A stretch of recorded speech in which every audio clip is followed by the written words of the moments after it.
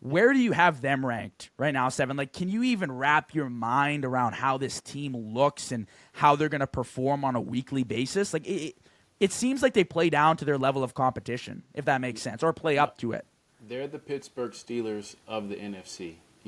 They look amazing versus Jared Goff and the Detroit Lions week one, and got everybody talking about Jared Goff as a system quarterback without Ben Johnson or McVay. Week two, it straight up locked down Jaden Daniels. And then week three, they lose to the Cleveland Browns and Joe Flacco. And it's like, what? You don't get it. You just don't get it. You don't get it. They play up to their competition, but they also play down to their competition. They'll be in the playoffs. They lost Tucker Kraft. That's a big blow because he might have been their most consistent receiver. Matthew Golden, it seems like a big miss and a waste of a first-round draft pick early this year. I mean, hopefully he can turn it around, but he's pretty much got close to zero involvement in that offense. And Jordan Love hasn't taken that elite step. He just looks like a good quarterback, but not an elite quarterback. What I'll say about Jordan Love, Seven, and Matt LaFleur, too, Jordan Love and Matt LaFleur are equally great weapons as they are threats for the Packers. I think they're equally the same. You know what I mean? And we've talked in previous years, Seven, about Jordan Love being a little bit of Favre, a little bit of Rodgers. He learned behind Rodgers, and the talent with Jordan Love is undeniable. 100% it's there. I think talent-wise, he can stack up with a lot of the great quarterbacks in the league right now. He hits all three levels on the field. He can throw the deep ball really well, but he also has a knack for turning over the ball and just putting it in harm's way. Now, this year, the interception totals don't necessarily reflect that, but when he does turn over the ball, it's pretty brutal, and sometimes it comes at really costly points during the game. Now, that's every quarterback. I absolutely understand, but it seems like when I watch the Packers, it's just that much worse. Like it's an amplified loss for some reason because it's at such a crucial point during the game, at the end of a half or at the end of a game or when you need a drive or in the red zone.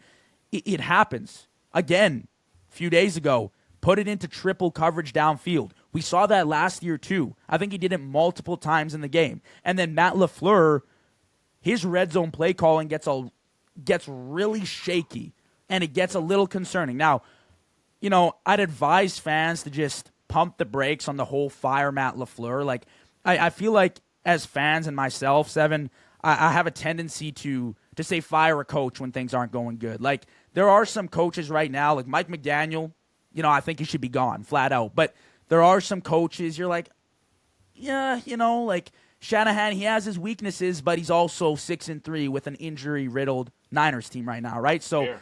you got to pick your poison. You got to pick your battles. And with Matt LaFleur won games last year with Malik Willis at quarterback. Yeah. And he essentially saved that season and brought them to the playoffs and helped them at least get a shot at a Super Bowl.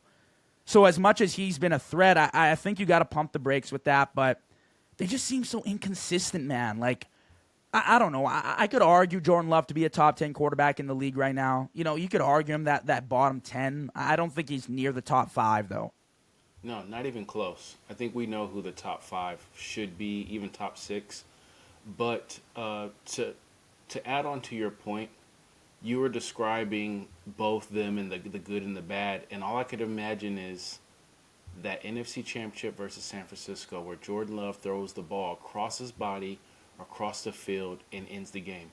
It's like the pivotal moments, they get the smallest. Matt LaFleur and Aaron Rodgers, their last time playing together was when I think he kicked the field goal or punted away instead of going for it. With that offense, the back-to-back NFC championships, largely failure to reach the Super Bowl because of Matt LaFleur getting extra small in the moment. And that's what they're known for. Until they have that big moment breakthrough, they're going to be known for a talented duo that never really got it done. Like the Phoenix Suns in NBA. You know, you had Steve Nash, Mari Stoudemire, you had Sean Marion. You had all this talent, but when it mattered most, couldn't get back past the Lakers. I don't know if they can get past the Eagles. I don't know if they can get past the Niners. I think, again, like NFC, NFL this year, any given Sunday, something can happen. Like, I think that's This something might I'm be the starting. Like I think that's something I'm starting to learn. Seven is a 7 to 10 point victory in the NFL is a lot more impressive than people give it credit for. Like games are close. I have some friends who were kind of getting into betting a little bit, and they were like, "Hey, are they going to get blown out?" I'm like, the odds are no. Even if it's a bad team, like if you manhandle a team and beat them by 20, 30 points, you really dominated them. Like you really, because these are grown men. These are high level performance athletes. So a game like this, Packers lost it for themselves, in my opinion. Panthers are a good team this year, but the Packers are clearly the superior talent. They're clearly the better team with a lot more players and guys to use. But I love how you said Tucker Kraft, Seven. That's a huge loss. That is a huge loss people don't understand. They don't realize how crucial he's been for the offense. And again, there's still no established number one. You go out and you try to make things happen in the draft. It's like, when is it going to click? When are you going to find your guy? It's really odd. And I said they were the Steelers of the NFC to start the season, and I'm rocking with that.